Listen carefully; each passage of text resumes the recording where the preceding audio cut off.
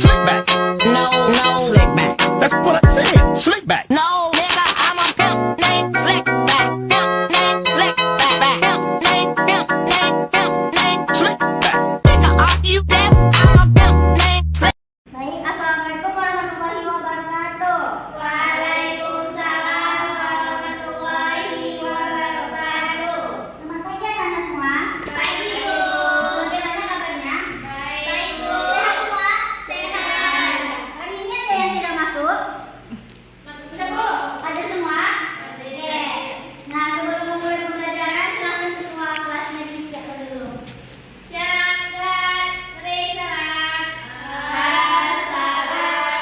Assalamualaikum warahmatullahi wabarakatuh. Waalaikumsalam warahmatullahi wabarakatuh. Baik anak-anak, hari ini kita akan belajar tentang tema 6, yaitu suhu dan perpindahannya, dengan subtema 2, perpindahan kalor di sekitar kita pada pembelajaran ketiga. Nah, apa sih tujuan pembelajaran kita hari ini? Tujuan pembelajaran kita hari ini adalah yang pertama, untuk mengetahui apa itu teks eksplanasi, ciri-ciri teks eksplanasi, dan yang terakhir nanti adalah tentang kegiatan ataupun usaha di sekitar kita yang mencakup tentang perkembangan ekonomi, sosial, dan budaya. Nah, manfaatnya apa sih, Bu, kita belajar hari ini? Nah, manfaatnya adalah yang pertama, yaitu untuk mengetahui apa itu teks eksplanasi ataupun teks penjelasan beserta dengan ciri-cirinya dan juga contoh. Dan yang terakhir adalah untuk mengetahui apa saja sih mata pencaharian ataupun kegiatan masyarakat sekitar kita ataupun yang ada di Indonesia dalam membangun perekonomian, sosial, dan budaya. Nah, jadi sebelum Ibu memasuki pembelajaran hari ini, Ibu mau bertanya nih. Ada yang tahu nggak sih apa itu teks penjelasan? Ada yang pernah dengar? Raisa dengar teks penjelasan sebelumnya? Nah, Bu, pernah. Apa sih yang Diana ketahui tentang teks penjelasan? Teks penjelasan itu ya, Bu, dia tuh yang menjabarkan dari yang rinci menjadi yang lebih lanjut, lebih luas. Oke, jadi menurut Diana, teks penjelasan adalah teks yang menceritakan sesuatu dari awal sehingga akhir ya, menjadi kompleks. Lebih luas, Bu. Ya, lebih luas. Oke, yang lain ada yang mau menjawab apa itu teks penjelasan? Oke, Zila apa yang Zila ketahui tentang teks penjelasan? Pernah dengar nggak, Bu? Pernah. Nah, apa yang Zila bayangkan itu pas dengar kata teks penjelasan itu? Penjelasan, Bu.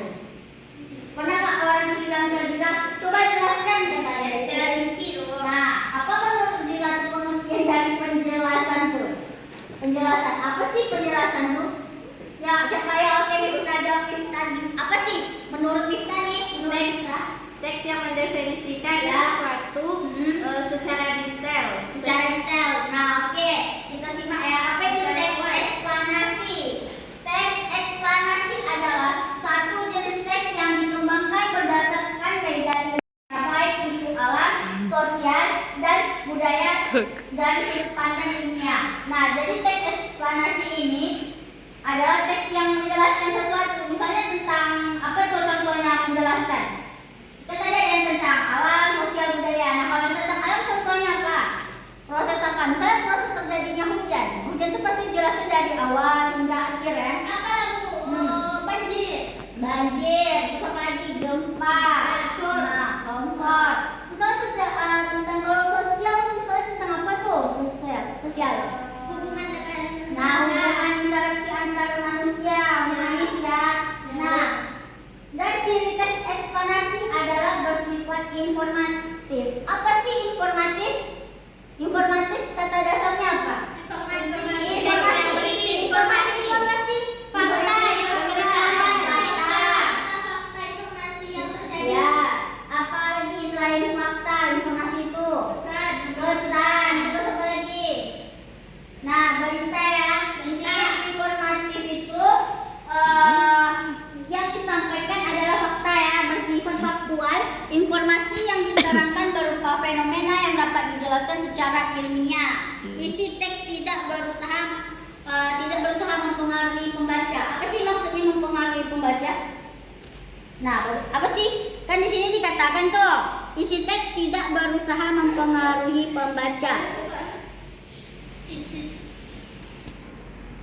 Karena informasinya tuh yang memang benar-benar terjadi. Nah, jadi apa yang disampaikan orang percaya tidak mempengaruhi. Masa iya sih. Jadi intinya fakta dan faktual, nyata dan sesuai dengan apa yang terjadi. Oke, selanjutnya ciri-ciri teks eksplanasi. Oke, Dana coba dibaca.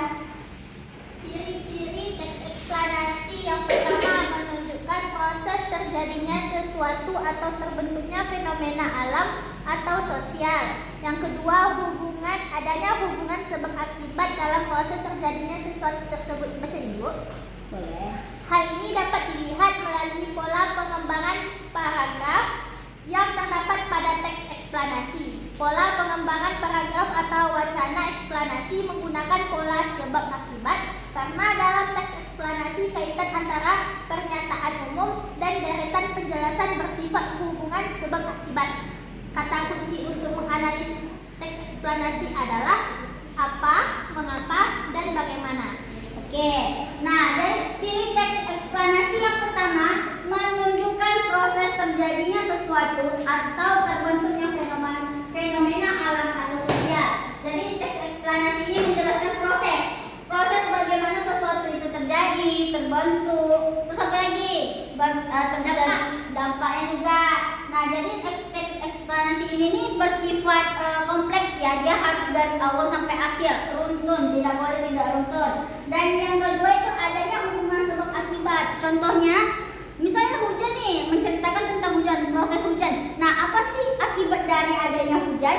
Bisa jadi banjir, apalagi misalnya tanah longsor, tsunami, segala macam ya.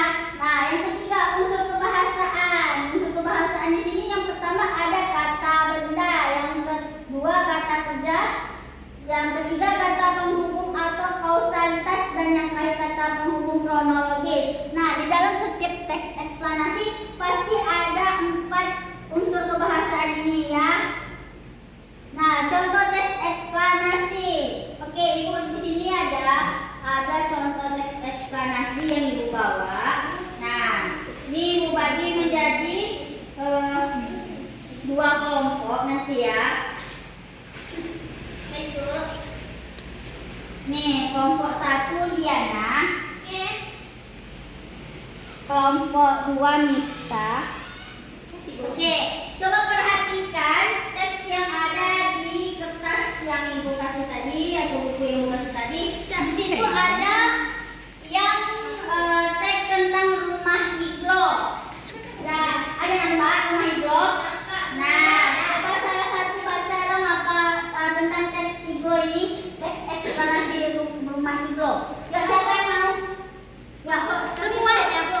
Ya, coba baca satu orang. Satu, Bu. Paragraf 1, Bu. Oke, silakan dulu Nia ya. Nia baca dulu paragraf 1 tentang rumah iglo. Rumah iglo. Iglo merupakan bangunan yang digunakan oleh orang-orang Eskimo di kutub sebagai tempat tinggal. Biasanya mereka menggunakan iglo hanya sementara. Orang-orang Eskimo membangun iglo sangat terburu atau sedang beristirahat dalam perjalanan. Rumah iglo buatan orang Eskimo dapat dibangun dengan cepat dan bertahan cukup lama. Lanjut, Bu. Lanjut. Rumah iglo dibuat dari susunan balok salju yang dipadatkan. Pertama, orang Eskimo membuat sebuah parit sedalam 50 cm dan memiliki panjang 1,5 meter. Dari permukaan parit, balok es dipotong menggunakan pisau sedemikian rupa sehingga berbentuk condong ke dalam jika disusun. Potongan balok tersebut kemudian disusun dibentuk seperti kubah. Di puncak kubah tersebut terdapat ventilasi udara. Proses pembuatan iglo ini hanya memakan waktu beberapa jam. Rumah iglo memberikan banyak manfaat. Pertama, rumah iglo melindungi penghuninya dari udara dingin yang ekstrim di luar. Kedua, rumah iglo dapat dijadikan perlindungan api unggun dari angin yang berhembus kencang. Yang ketiga, rumah iglo melindungi orang Eskimo dari hewan buas seperti beruang kutub. Dapu. Nah, oke, tadi Mifta sudah membaca teks eksplanasi mengenai tentang rumah iglo. Ada yang tahu nggak sih bagaimana sih Bu bentuk rumah iglo? Ada yang tahu? Tidak tahu. Oke, Ibu ada tayangan ataupun gambar contoh dari rumah iglo. Nih, ada yang pernah lihat? Ada Bu. Pernah tahu? Silau Bu. Ada Bu, ke bawah lagi Bu, nampak Bu. Oke, aku tidak nampak dong, Bu. Tunggu ya. Bagus Bu. Pernah lihat di film-film kartun rumah es. Wow. Rumah dari es. Nah, pernah lihat? Pernah ke sana? Tidak. Ke sana? Pengen ke sana? Pengen ke sana? Pengen. Nah, dari teks eksplanasi rumah iglo tadi, apa sih yang bisa ditangkap? Apa sih yang manfaat rumah iglo itu apa aja sih tadi di dalam teks itu? Ada di paragraf berapa tadi itu? Ada berapa tadi? Ada 3 ya? Ada 3. Nah, apa aja sih? Yang pertama, Iglo merupakan bangunan yang digunakan oleh orang-orang Eskimo di kutub sebagai tempat tinggal. ya, memberikan banyak manfaat. Apa manfaat rumah iglo? Yang pertama, Melindungi penghuninya dari udara dingin yang ekstrim di luar. kedua, Habis itu rumah iglo dapat dijadikan perlindungan api unggun dari Angin kencang. yang berhembus kencang. Yang ketiga, melindungi orang Eskimo dari hewan buas seperti beruang kutub. Nah, jadi rumah iglo ini fungsinya sama seperti rumah kita, cuman berbeda. Nah, karena ini berada di kutub utara. Jadi di sana tuh semua tuh kayak es semua ya, selalu semua. Ibu, Ya. misalkan ada api di dalam tidak mencair ya Bu? Enggak, kenapa tidak mencair? Karena ketebalan dari rumah iglo ini sangat tebal dan sangat kuat ya. Karena kalau dilihat-lihat ini ketebalan itu tidak bisa dihancurkan dengan begitu saja. Karena kan ditumpuk-tumpuk esnya ya. Nah, jadi tebal dia. Nah, tadi ada mengatakan rumah ya iglo ini nih apa namanya itu berbentuk apa tuh sih rumah iglo tuh? Berbentuk balok ya, disusun dari balok-balok es. Biasa dipotong menggunakan pisau. Nah, makanya berbentuk seperti ini iglo. Dan tadi dibilang untuk melindungi diri dari hewan buas. Hewan buas apa sih yang dimaksud kalau di rumah iglo? Beruang kutub. Kenapa warga di sana cenderung harus melindungi diri dari beruang kutub? Emangnya beruang kutub itu jahat?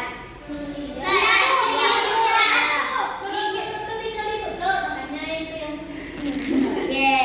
Nah, ya, dari rumah iglo ini coba lihat di bawahnya ada tugas ya. Yang nomor 1 dan nomor 2 dikerjakan secara berkelompok seperti yang dibagi kelompok tadi. Nah, coba dikerjakan dulu yang halaman tersebut dan nomor 1 dan nomor 2 ya. Iya, Ibu. Bikin nama sihnya, Bu. Ya, dibikin nama. Oke, Bu.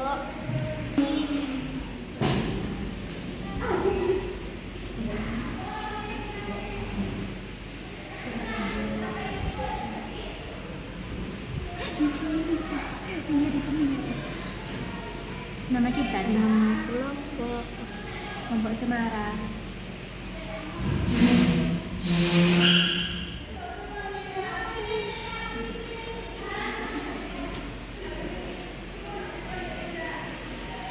Nah, dari tugas yang Ibu beri tadi ada yang sudah dimengerti?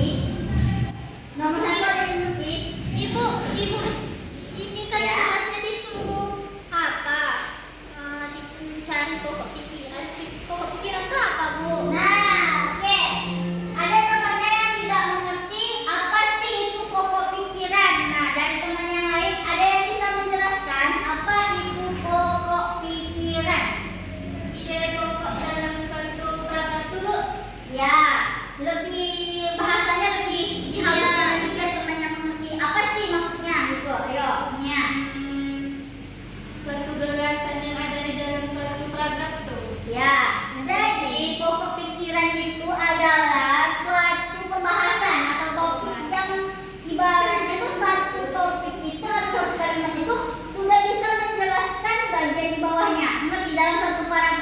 misalnya itu pokok pikirannya di awal menjelaskan manfaat tentang rumah iglo. Nah, otomatis pokok pikiran berada di awal. Jadi yang di setelahnya itu hanya sebagai penjelasan. Mengerti? Ngerti, Bu. Atau ada lagi yang tidak dimengerti mengenai pokok pikiran?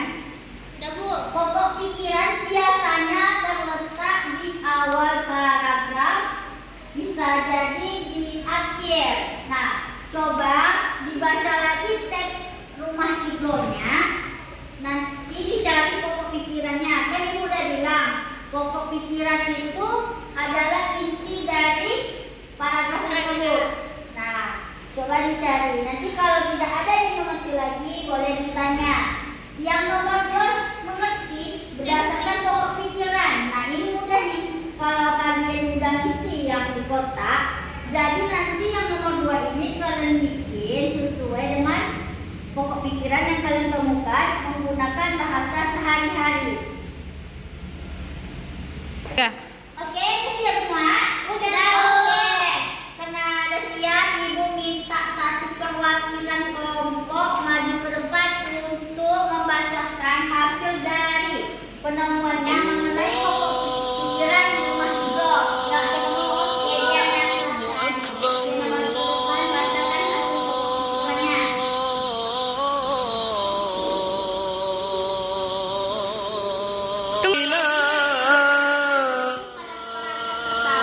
Pikirannya yaitu iglo merupakan bangunan yang digunakan oleh orang-orang yang dikutub sebagai tempat tinggal. Yang paragraf kedua, rumah iglo dibuat dari susunan balok salju yang dipadatkan. Kasih, Bu. Sudah? Oke, terima kasih kepada Diana. Jadi, pokok pikiran dari rumah iglo yang paragraf 1 letaknya di mana? Di awal. Di awal. Paragraf kedua? Di awal juga. Paragraf ketiga? Di awal juga. Nah, jadi apa kesimpulannya mengenai pokok pikiran? Pokok pikiran itu terletak di awal paragraf. Oke, yang nomor 2 mengenai pokok pikiran dan tuliskan isi teks tersebut menggunakan kalimatmu sendiri. Oke, perwakilan dari kelompok Minta, ayo. Maju. Ya, bacakan hasilnya. Jadi soal nomor 2 itu berdasarkan pokok pikiran yang telah kamu tentukan, tuliskan isi teks tersebut menggunakan kalimat itu sendiri dalam satu paragraf. Nah, jadi setelah saya simpulkan, paragraf menurut saya ialah iglo merupakan bangunan yang digunakan oleh orang-orang Eskimo di kutub sebagai tempat tinggal. Rumah iglo dibuat dari susunan balok salju yang dipadatkan. Selain bentuk rumahnya yang unik, rumah iglo juga memberikan banyak manfaat. Oke, terima kasih kepada Mita. Nah, tadi sudah kita bahas mengenai pokok pikiran tentang rumah iglo. Orang-orang yang tinggal di rumah iglo tadi disebut apa? Orang Eskimo. Nah, ini ibu ada gambar, contoh gambar. Nah, ini orang Eskimo atau bukan? Apa, Bu? Orang Eskimo atau bukan? Iya, Bu. Kenapa? Apa dimakannya tuh, Bu? Nah, Apa, Bu? Pakai jaket tebal. pakai itu enggak. Nah, apa tuh? Ada, Bu. Turunkan lagi, Bu. Apa dimakannya tuh, Bu? Kan. Oke. Bu, udah nampak. Tadi di teks menjelaskan orang Eskimo bertahan hidup dengan cara berburu ya. Berburu hewan di sekitarnya. Jadi orang Eskimo ini bertahan hidup dengan cara berburu hewan yang ada di sekitarnya tanpa dimasak terlebih dahulu. Berarti mentah, Bu. Iya, kenapa minta? Ada yang tahu kenapa?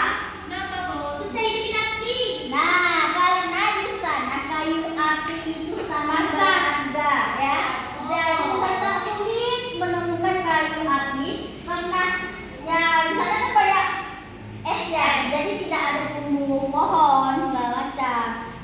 orang di sana kalau mau untuk menghangatkan tubuhnya, mereka itu mengonsumsi hewan itu secara langsung, tidak dimasak. Begitu, Bu. Nah, jadi orang Eskimo mengandalkan makanan dari laut seperti ikan, hewan laut, dan mamalia laut seperti anjing laut dan paus. Mereka juga sangat sedikit mengonsumsi sayuran dan buah karena tidak banyak ada yang tumbuh di sana.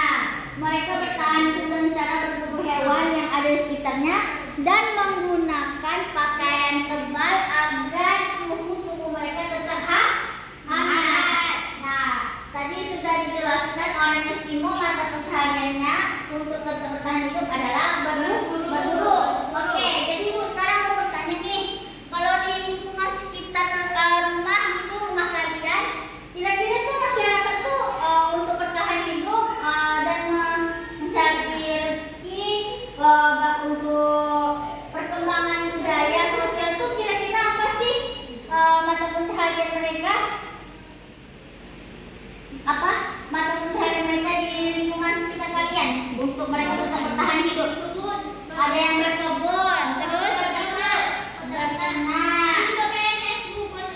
PNS, nah berdagang. Nah, bagaimana cara mereka itu tetap bisa mempertahankan ataupun mengembangkan cara sosial mereka? Contohnya orang apa tadi berkebun kalau mereka bersosial tuh kayak mana sih? Kayak dia tuh nanti sayurnya ke pasar. Nanam ubi, Bu. Jadi ada interaksi. Kalau budaya gimana tuh? Budaya itu kan kayak apakah budaya itu hanya berlaku di 1 tahun atau secara generasi? Turun-temurun nggak budaya itu? Turun-temurun. Berarti mata pencaharian masyarakat di situ tuh baru ada atau secara turun-temurun? Secara turun-temurun. Biasanya kan nenek kita ada yang berkebun, kadang-kadang ayah kita berkebun juga ya kan. Nah, jadi untuk melanjutkan kehidupan itu juga ada sangkutannya dengan budaya. Nah, terus kan dengan ekonomi bagaimana pula tuh sangkut pautnya? Misalnya dengan orang berjualan gitu, bagaimana tuh sangkut pautnya dengan ekonomi?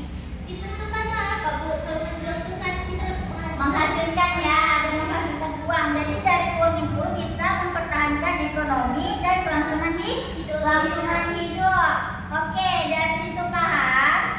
Oke, Ibu mau tanya nih, kalau di Riau ini mayoritasnya kira-kira masyarakatnya bekerja sebagai Petani. petani.